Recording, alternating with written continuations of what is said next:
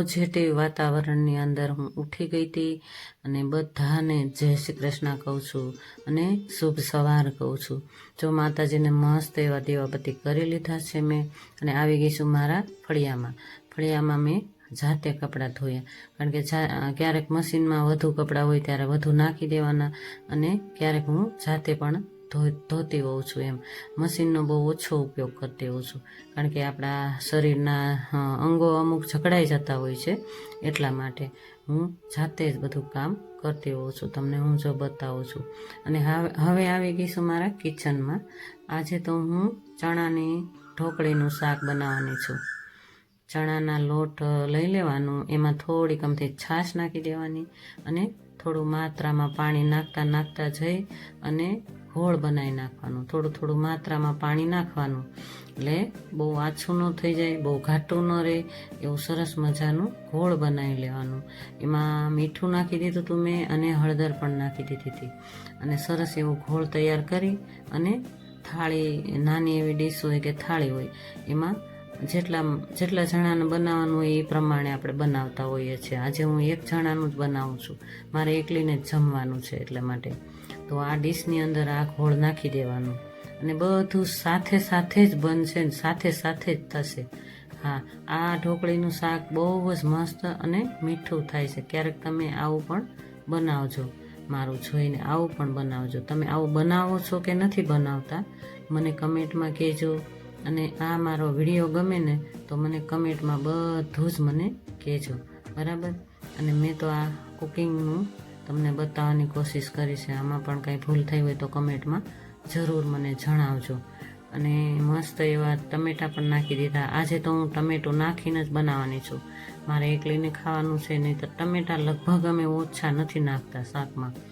અને મીઠું નાખી દીધું, હળદર મેં વઘારમાં જ નાખી દીધી હતી, ધાણા જીરું પછી નાખવાનું, ચટણી મીઠું એ બધું પછી નાખવાનું. પહેલાં ટમેટાને ખૂબ ચડવા દેવાના, હવે નાખી દેવાનું. ટમેટા ચડી ગયા જોયું મેં, ચડી ગયા એટલે ચટણી મીઠું ધાણા જીરું બધું નાખી દેવાનું. જોતું બધું નાખી દેવાનું, જેવું તીખું કરવું હોય, મોળું રાખવું હોય એ પ્રમાણે નાખી દેવાનું.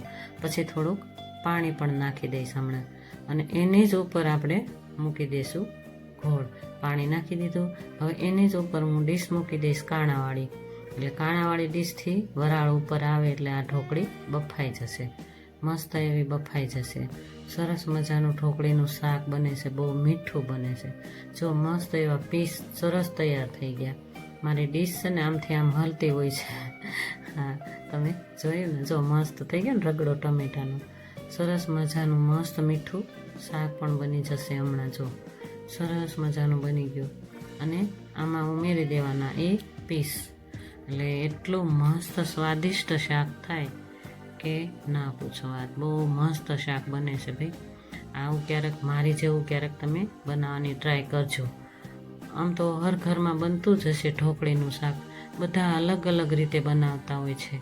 હા, કોઈ એમનામ લોટને ખૂબથી બાફીને બનાવતા હોય, કોઈ આવી રીતે બનાવતા હોય, પણ અલગ અલગ રીતે બનાવતા હોય. અલગ અલગ રીતે કઈ રીતે તમે બનાવો છો, જો થોડુંક પાણી પણ નાખી દેવાનું, એટલે ઢોકળી એકદમ મસ્ત શાકની અંદર મસ્ત બફાય અને મિક્સ થઈ જાય, મસ્ત એવું ઘાટું મસ્ત શાક બની જાય. અને હવે હું આવી ગઈ છું લોટ બાંધવા. જો લોટ, બાજરીનો રોટલો હું ખાઉં છું રોજે, કારણ કે મને થાઇરોઇડ આવ્યું છે. એટલે ડૉક્ટર એમ કહે કે ભાઈ તમે વધુમાં વધુ બાજરી અને જુવારનો રોટલો મિક્સ કરીને ખાઓ, ઘઉંની રોટલી થોડી ઓછી કરી નાખો. એટલે મેં લગભગ તો બપોરે હું બાજરીનો રોટલો જ બનાવતી હોઉં છું. ઘઉંની રોટલી મેં સ્કીપ કરી નાખી છે, કેમ કે થાઇરોઇડમાં એમ કહે છે કે બાજરીનો રોટલો વધુ ખાવાનો, અને ઘી લગાડવાનું ખાસ કહે છે. એટલે થોડું ઘી પણ લગાડી દેવાનું બાજરીના રોટલા સાથે. જો થાળી મારી તૈયાર છે, આવી જાઓ બધા જમવા.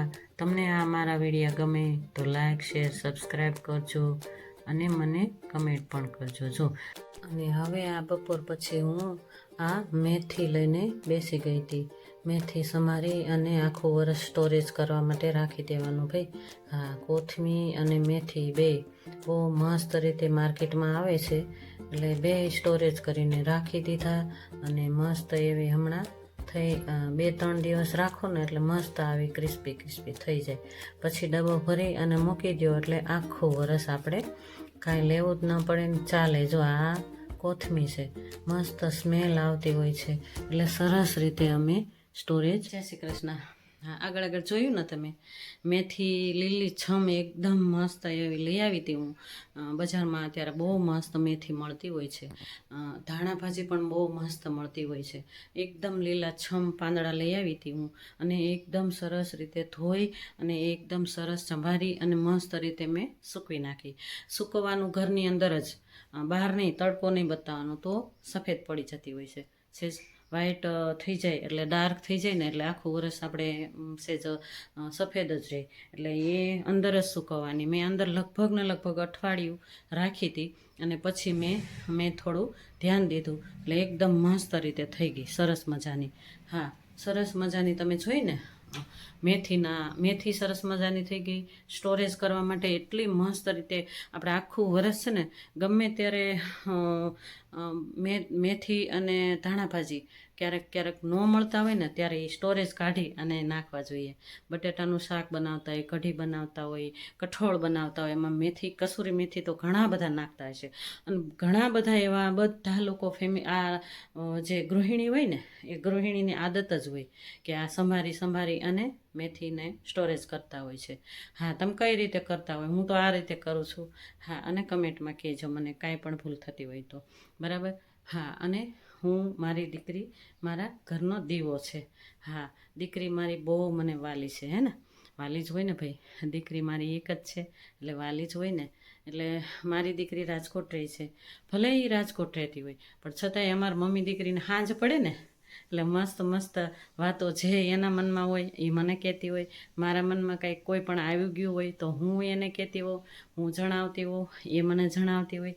નાની વાત અમારા મમ્મી દીકરીને બહુ બધી થતી હોય. તમારે ક્યાંય મમ્મી દીકરીને થાય છે એ મને કહેજો. હા, આ મારો વિડીયો ગમે ને તો તમે મને કમેન્ટ કરજો. નવા છો ને તો સબસ્ક્રાઈબ કરીને જ જાયજો ભાઈ. અને આ મારો વિડીયો તમને આગળ મને વધારજો. મને ખ્યાલ જ છે, મને વિશ્વાસ જ છે કે તમે મારો વિડીયો જોતા જઈશો, પૂરેપૂરા જોતા હશો. ભલે તમને હસવું આવે, હું ગમે એ રીતે બોલતી હોય, ગમે એ રીતે વોઇસ મારો થતું હોય, તમને હસવું પણ આવતું હોય છે, અને એમય થતું હોય છે કે આ શું એકનું એક, હા ને, શું એકનું એક બતાવતા હશે. હા, પણ એકનું એક જ બતાવવાનું હોય. આપણે તો શું હોય, ગૃહિણીને કામ જ હોય, ઘરના કામ જ બતાવવાના હોય, રસોઈ બતાવવાની હોય.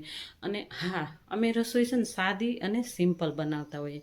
તેલવાળું, તીખું, એકદમ મસાલેદાર એવું અમે નથી બનાવતા. હા, એવું અમે નથી ખાતા. ખાઈ લઈએ ક્યારેક કોઈ મહેમાન આવ્યું હોય, કોઈ કોકના ઘરે ગયા હોય ત્યારે અમે જરૂર ખાઈ લઈએ, પણ ઘરે અમે સિમ્પલ જ ખાઈએ છીએ. કારણ કે હેલ્થનું પણ અમુક ધ્યાન રાખવું પડે. અમુક ઉંમર થાય એટલે હેલ્થનું પણ ધ્યાન રાખવું પડે, પૂરેપૂરું ધ્યાન રાખવું પડે.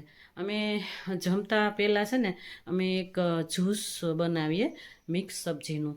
દૂધી, કાકડી, ગાજર અને ધાણા ભાજી હોય, પાલક હોય, કોઈ પણ ભાજી ચાલે એમ. એ અમે જમતા પહેલાં બનાવી અને જ્યુસ એક ગ્લાસ બંને જણા પી જઈએ. એનાથી છે ને પેટ એકદમ સાફ રહે, હેલ્થ સારી રહે આપણી, અને પેટમાં તકલીફ થતી હોય એ ન થાય, ડાયજેસ્ટ સારું રહે. મને તો એટલી ખબર પડે કે એનાથી અમને ડાયજેસ્ટ સારું રહે છે. એટલે અમે છે ને જમ્યા પહેલાં એક ગ્લાસ અમે જ્યુસ બનાવીને પી જઈએ.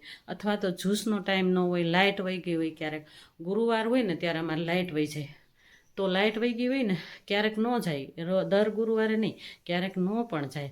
જો લાઇટ વહી ગઈ હોય ને ત્યારે અમે સલાડની ડીશ બનાવીને ખાઈ લઈએ જમ્યા પહેલાં 1 કલાક પહેલાં.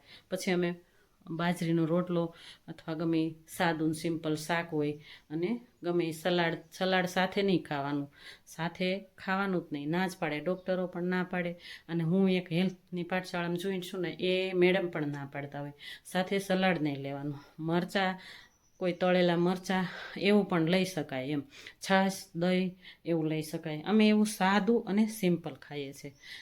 એ જોઈને તમને થતું હશે કે આમાં તો કોઈ મસાલા જ નથી, શું સ્વાદ આવતો હશે. ના, તોય અમને તો બહુ જ સ્વાદ આવે છે ભાઈ, અમને તો બહુ મસ્ત લાગે છે એમ. આવો ત્યારે જય શ્રી કૃષ્ણ.